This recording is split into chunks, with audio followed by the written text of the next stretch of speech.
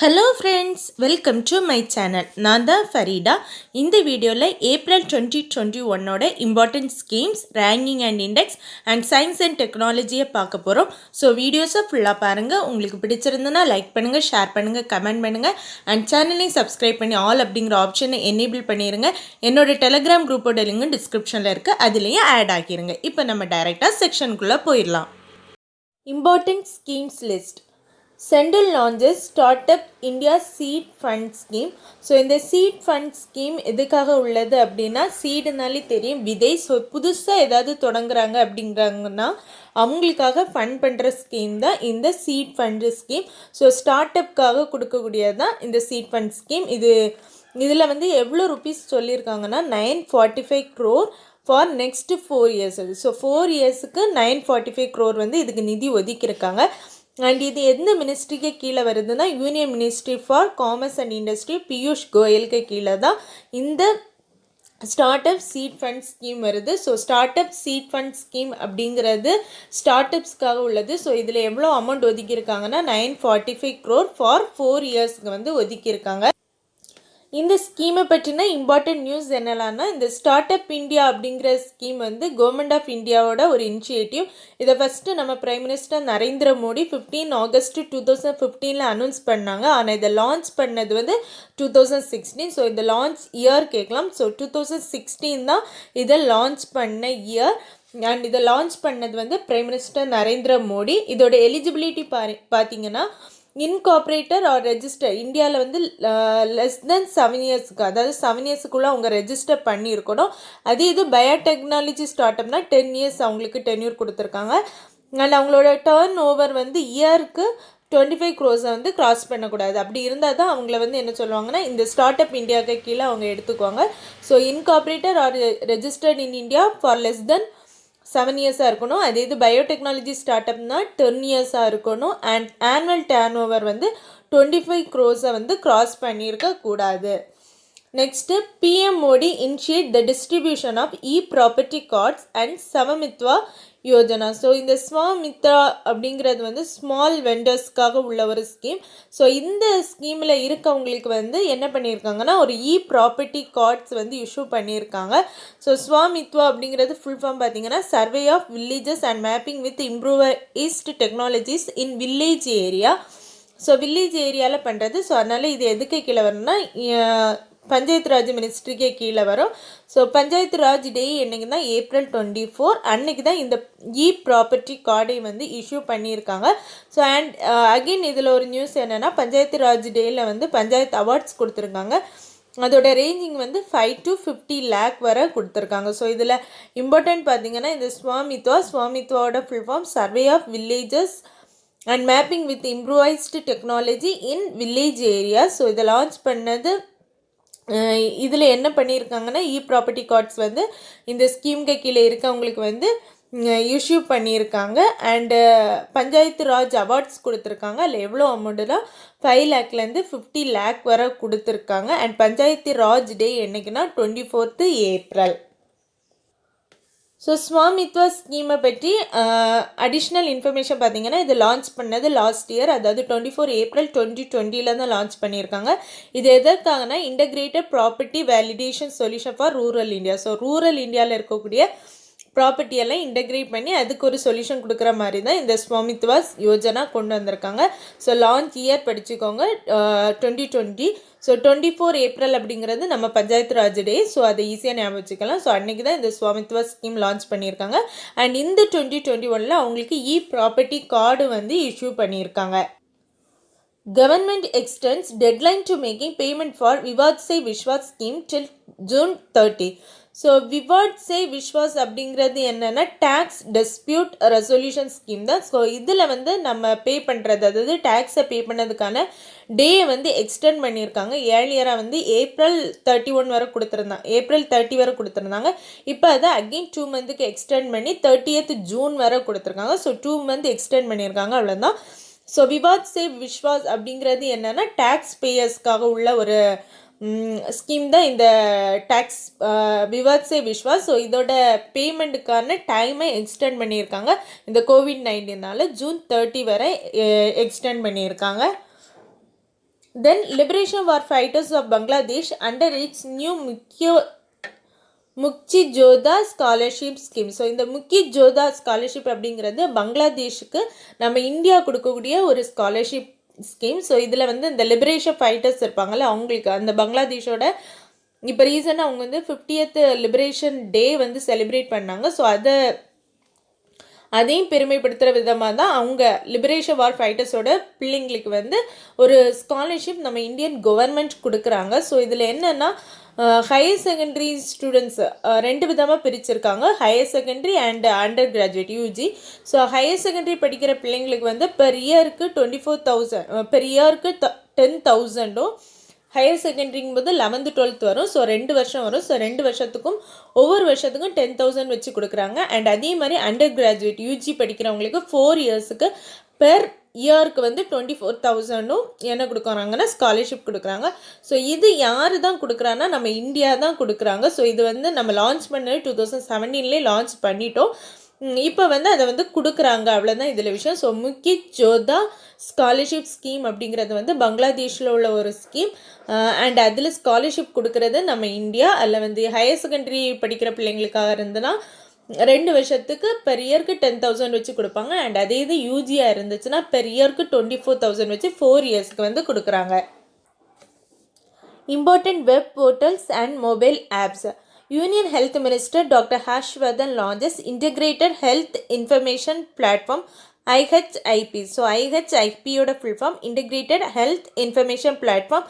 இதை லான்ச் பண்ணது ஹெல்த் அப்படிங்கும்போது அதுலேருந்தே நம்ம டைரெக்டாக எடுத்துக்கலாம். ஹெல்த்னா ஹெல்த் மினிஸ்டர் தான் லான்ச் பண்ணியிருப்பார். ஸோ நம்மளோட ஹெல்த் மினிஸ்டர் ஹர்ஷ்வர்தன் தான் இதை லான்ச் பண்ணியிருப்பார். ஸோ இதோட இந்த பிளாட்ஃபார்மோட name integrated health information platform. So இது வந்து வேர்ல்ட்லே பிக்கஸ்ட் ஆன்லைன் டிசீஸ் சர்வைலன்ஸ் பிளாட்ஃபார்ம்னு சொல்லியிருக்காங்க. ஸோ இது important. World biggest online disease surveillance platform எதுனா இன்டகிரேட்டட் ஹெல்த் இன்ஃபர்மேஷன் பிளாட்ஃபார்ம். எங்கே லான்ச் பண்ணியிருக்காங்கன்னா நம்ம இந்தியாவில். யார் லான்ச் பண்ணான்னா யூனியன் ஹெல்த் மினிஸ்டர் ஹர்ஷ்வர்தன் வந்து லான்ச் பண்ணியிருக்காரு. எப்போ லான்ச் பண்ணியிருக்காங்கன்னா 2021 வந்து லான்ச் பண்ணியிருக்காங்க. அண்ட் இதில் வந்து இப்போ வந்து 33 டிசீஸை வர அது ட்ராக் பண்ணுன்னு சொல்லியிருக்காங்க. ஏர்லியராக 18 டிசீஸை தான் அது ட்ராக் பண்ணணும்னு சொல்லியிருந்தாங்க. ஸோ இப்போ 33 டிசீஸ் வர அது வந்து ட்ராக் பண்ணிக்கும் அப்படின்னு சொல்லியிருக்காங்க. ஸோ இது எவ்வளோ டிசீஸ்ன்னு கேட்கலாம். 33, ஏர்லியராக 18 இருந்திருக்கு. CGI launches top code Supais AI driven research portal. So SUPACE அப்படிங்கிறது என்னென்னா ஆர்டிஃபிஷியல் இன்டெலிஜென்ஸ் போர்ட்டல். அதாவது அதில் வந்து ரியல் ஜட்ஜஸ் இருக்க மாட்டாங்க, கம்ப்யூட்டர் சொல்யூஷன் கொடுக்கும். ஸோ நம்மளுக்கு ஏதாவது ப்ராப்ளம் இருக்குது, சின்ன சின்ன பிரச்சனைகளெல்லாம் நம்ம கம்ப்யூட்டர் மூலமாக நம்மளுக்கு அதுக்கு சொல்யூஷன் தேடிக்கலாம். அதுதான் இந்த சுப்பைஸ் பிளாட்ஃபார்ம். ஸோ இது மூலமாக இந்த கோர்ட்லலாம் இந்த குட்டி குட்டி கேஸ் வரதெல்லாம் கம்மியாகும், அப்போ கோர்ட்டோட டைம் வேஸ்ட் ஆகாது அப்படிங்கிறதுக்காக வேண்டியது இந்த சுப்பைஸ் பிளாட்ஃபார்ம் லான்ச் பண்ணியிருக்காங்க. ஸோ இதை லான்ச் பண்ணது நம்மளோட chief justice of India Bobde.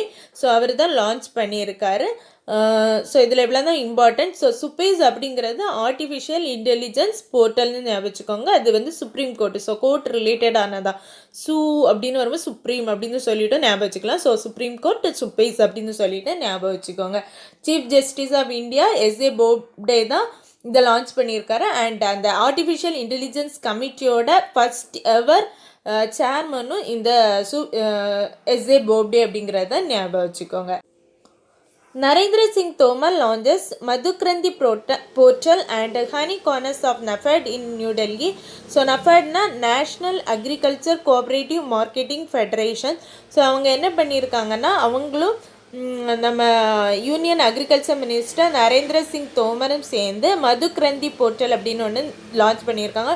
So மது அப்படிங்கும்போது தேன் அப்படின்னு சொல்லுவோம் தமிழில். ஸோ தேன் அப்படின்னு நம்ம டைரெக்டாக ரிலேட் பண்ணிக்கலாம். இது தேனுக்காக உள்ளது. இது யாருக்கு கீழெல்லாம் வருதுன்னா national bee keeping and honey மிஷனுக்கு கீழே வருது. இந்த யாரெல்லாம் சைன் பண்ணியிருக்காங்க அப்படின்னு பார்த்தீங்கன்னா national bee board and Indian bank. So இந்த பேங்க்கு கேட்கலாம். ஸோ இந்த மதுக்கிரந்தி போர்ட்டல் வந்து எந்த பேங்குக்கு கீழே வருதுன்னா இந்தியன் பேங்குக்கு கீழே தான் வருது. ஸோ இந்தியன் பேங்குக்கு கீழே இந்தியன் பேங்கும் நேஷ்னல் பீ போர்டும் சேர்ந்து சைன் பண்ணி தான் மதுக்கிரந்தி போர்ட்டலை வந்து லான்ச் பண்ணியிருக்காங்க. லான்ச் பண்ணது union agriculture minister Narendra Singh Tomar.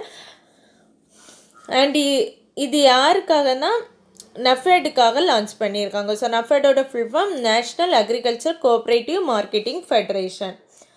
Ramesh Pokhriyal Nishank launches My NEP 2020 platform for digital consolidation. Ramesh Pokhriyal Nishank அப்படிங்கும்போது அவர் நம்மளோட யூனியன் எஜுகேஷன் மினிஸ்டர். ஸோ அவர் வந்து NEP 2020 பிளாட்ஃபார்ம் வந்து லான்ச் பண்ணியிருக்காங்க. ஸோ NEP அப்படின்னா நியூ எஜுகேஷன் பாலிசி.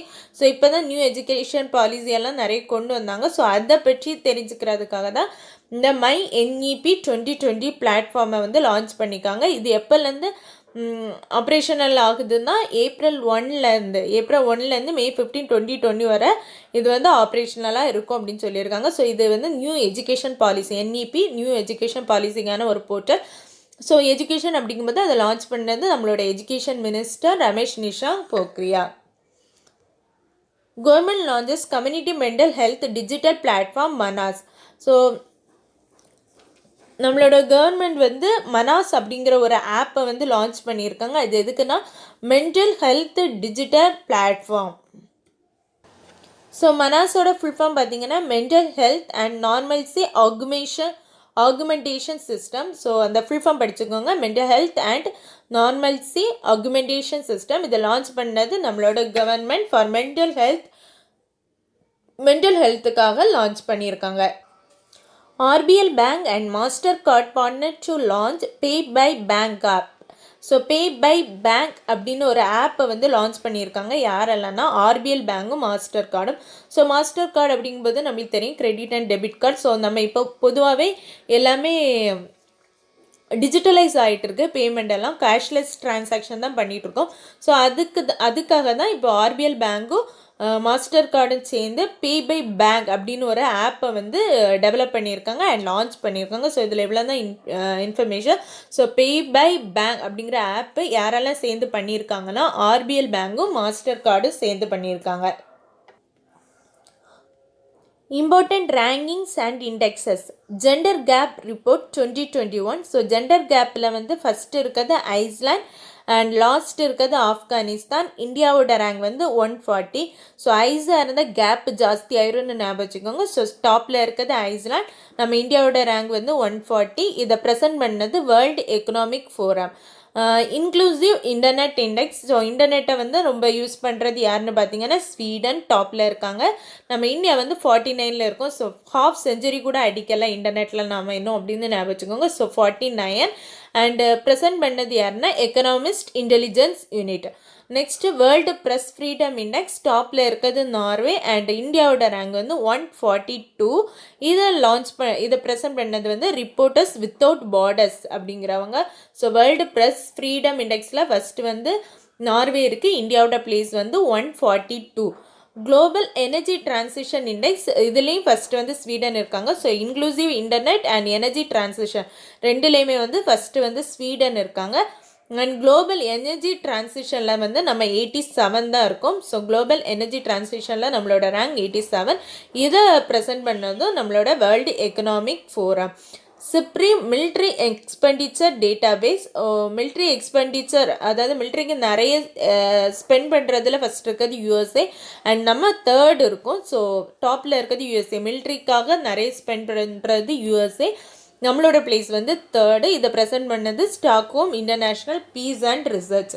அடுத்ததான் the Chandler good government index. So good கவர்மெண்ட்டில் ஃபஸ்ட் இருக்கிறது ஃபின்லாண்ட், லாஸ்ட் வெனிசுலா அண்ட் இந்தியாவோட ரேங்க் அகெயின் 49. ஸோ நம்ம ஹாஃப் செஞ்சுரி கூட அடிக்கலைன்னு ஞாபகம் வச்சுக்கோங்க. ஸோ குட் கவர்மெண்ட் இண்டெக்ஸ் வந்து எல்லாமே ஃபைனாக இருந்தால் கவர்மெண்ட்டும் ஃபைனாக இருக்கும் அப்படின்னு சொல்லிட்டு ஞாபகம் வச்சுக்கோங்க. ஸோ டாப்பில் இருக்கிறது ஃபின்லாண்ட், லாஸ்ட்டில் இருக்கிறது வெனிசுலா அண்ட் இந்தியாவோட ரேங்க் வந்து 49. ஸோ 49ல் இந்தியா 2 இடத்துல வருது, ஒன்று இன்க்ளூசிவ் இன்டர்நெட் அண்ட் இன்னொன்று குட் கவர்னன்ஸ் இண்டெக்ஸ்.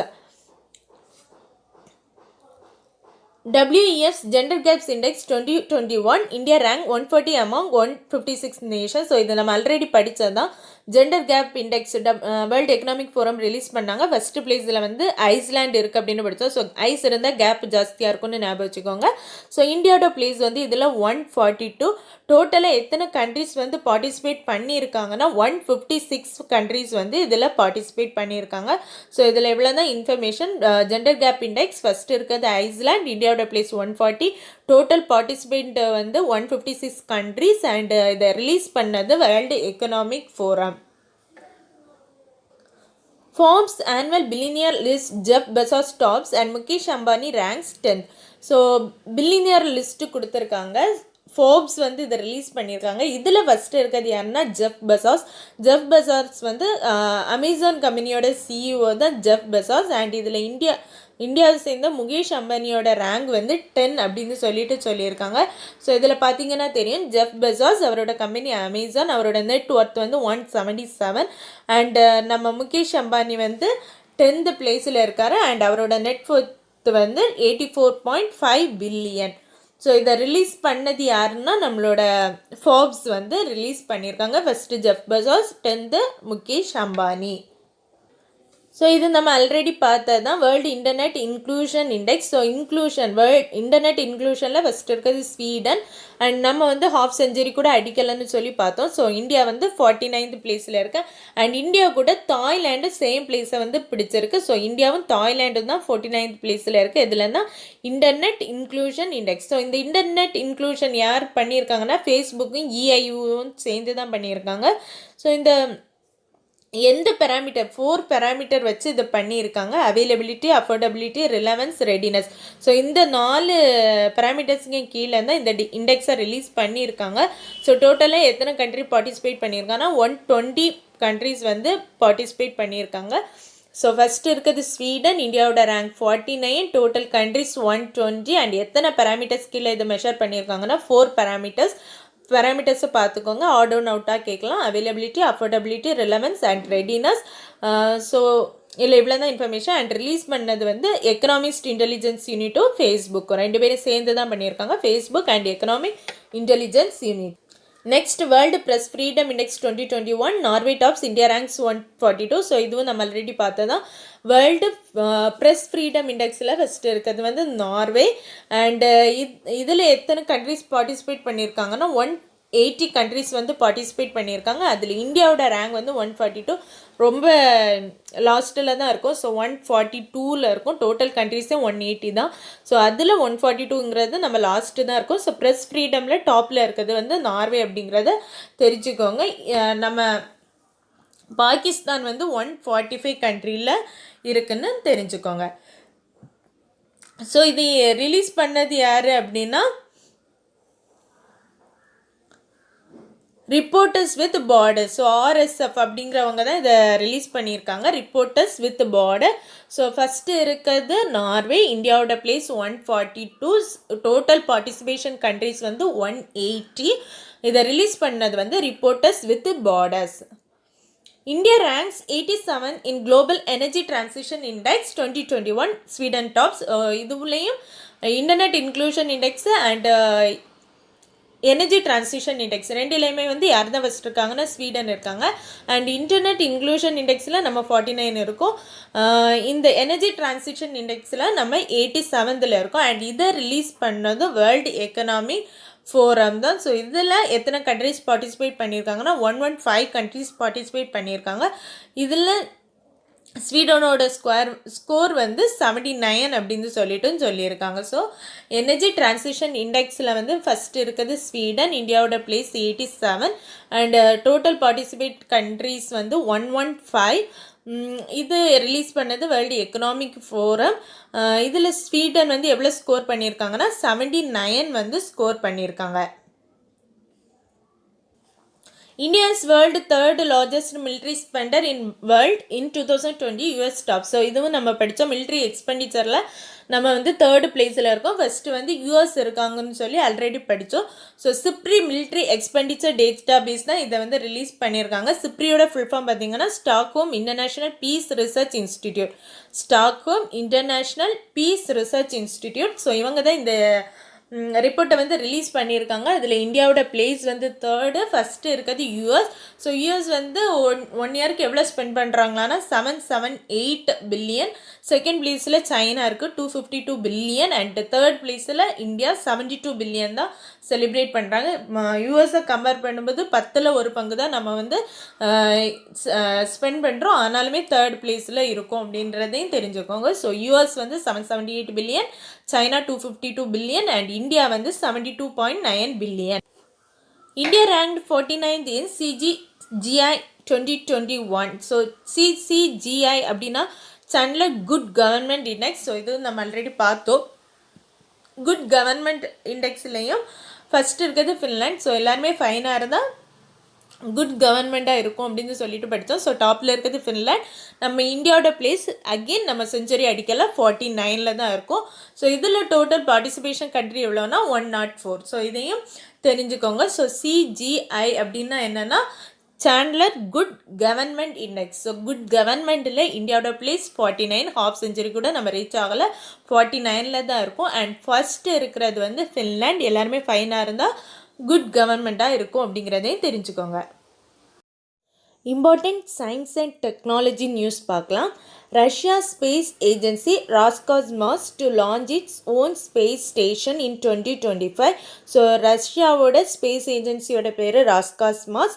ஸோ அவங்க வந்து ஸ்பேஸ் ஸ்டேஷனை வந்து 2025 வந்து லான்ச் பண்ணுவாங்கன்னு சொல்லியிருக்காங்க. ஸோ இதில் எவ்வளோ தான் இன்ஃபர்மேஷன் அண்டு இதில் என்னெல்லாம் கேட்கலான்னா ராஸ்காஸ்மாஸ் அப்படிங்கிறது எந்த கண்ட்ரியோட ஸ்பேஸ் ஏஜென்சின்னு கேட்கலாம். ஸோ ரஷ்யாவோட ஸ்பேஸ் ஏஜென்சி அண்ட் அவங்க எப்போ அவங்களோட ஓன் ஸ்பேஸ் ஸ்டேஷனை வைக்க போகிறாங்க அப்படின்னா 2025. ஸோ இந்த இயரும் கேட்கலாம். ஸோ 2025 தான் அவங்க ஓன் ஸ்பேஸ் ஸ்டேஷனை வந்து வைக்க போகிறாங்க.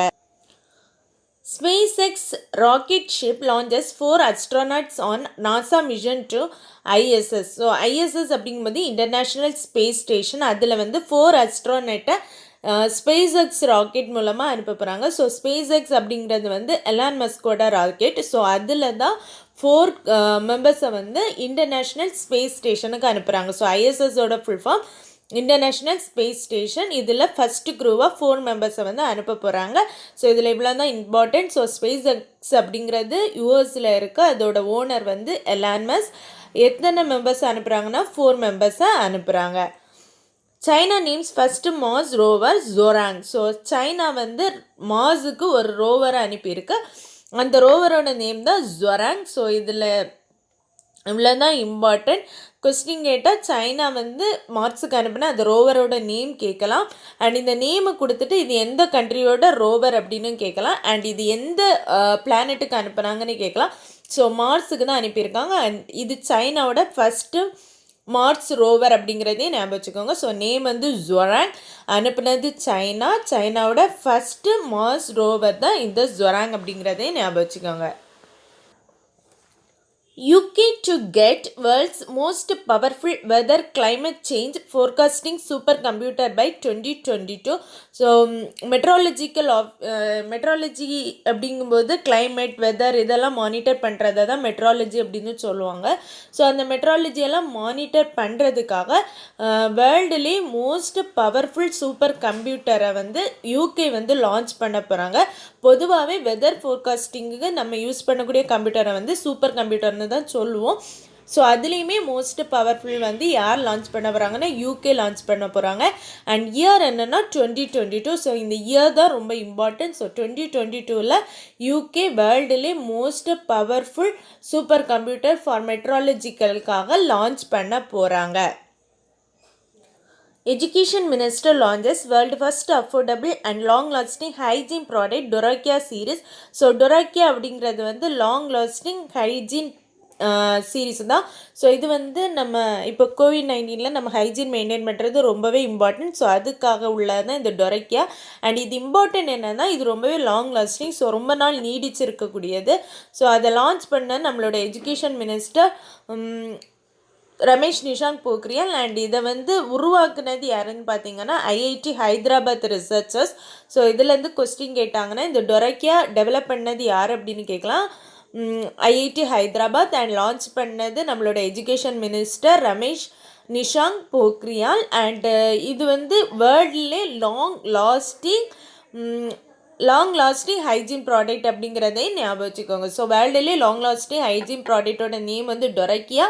லான்ச் பண்ணது, அதாவது டெவலப் பண்ணது நம்மளோட ஐஐடி ஹைதராபாத். அண்ட் லான்ச் பண்ணது education minister Ramesh Nishank Pokhriyal. NITI Aayog launches Poshan Gyan, a digital repository and nutrition information. So Poshan Gyan போஷனுங்கும் போதே ஃபுட்டு தான். ஸோ ஃபுட்டில் நியூட்ரிஷன் ரிலேட்டடான ஒரு வெப்சைட் தான் இந்த போஷன் கியான். இதை லான்ச் பண்ணது நித்தி ஆயோக். ஸோ இதில் இம்பார்ட்டண்ட் இவ்வளோ தான். ஸோ போஷன் கியான்னா எது ரிலேட்டடாக உள்ளனா நியூட்ரிஷன் ரிலேட்டடாக உள்ளது. அண்ட் இதை லான்ச் பண்ணது நித்தி ஆயோக். இது ஒரு வெப்சைட் போஷன் கியான் அப்படிங்கிறத ஞாபகம் வச்சுக்கோங்க. Piyush Goyal launches electronic marketplace e-Santa for aqua farmers. So Piyush Goyal அப்படிங்கும்போது அவர் union commerce and industry minister. அவர் e-Santa அப்படிங்கிற ஒரு பிளாட்ஃபார்மை வந்து லான்ச் பண்ணியிருக்காரு. இது எதுக்காகனா அக்வா ஃபார்மர்ஸ்க்காக. ஸோ அவங்க ட்ரேட் பண்ணுறதுக்கு கம்ப்ளீட்டாக பேப்பர்லெஸ், அது எல்லாமே இப்போ நம்ம டிஜிட்டலைஸ் பண்ணிட்டு வரோம். ஸோ அதே மாதிரி தான் இந்த e-Santa அப்படிங்கிறதும் அக்வா ஃபார்மர்ஸுக்கான ஒரு எலக்ட்ரானிக் டிரான்சாக்ஷன் அப்படிங்கிறதுக்காக தான் இந்த e-Santa அப்படிங்கிறத லான்ச் பண்ணியிருக்காங்க. ஸோ ட்ரேட் அப்படிங்கும்போது காமர்ஸ் அண்ட் இண்டஸ்ட்ரி மினிஸ்டர் தான் அதில் வந்திருக்கணும். ஸோ அதனால தான் commerce and industry minister Piyush Goyal வந்து இதை லான்ச் பண்ணியிருக்காரு. அண்ட் இது எதற்காகனா அக்வா ஃபார்மர்ஸ்க்காக, ட்ரேடுக்காக. ஸோ இது அப்படியே ஞாபகம் வச்சுக்கோங்க. e-Santa அப்படிங்கிற போர்ட்டல் வந்து Aqua ஃபார்மர்ஸ்க்காக.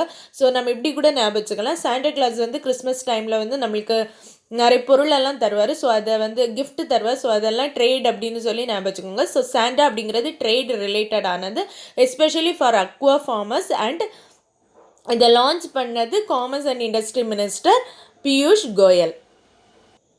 China opens 5G signal station at world highest radar location.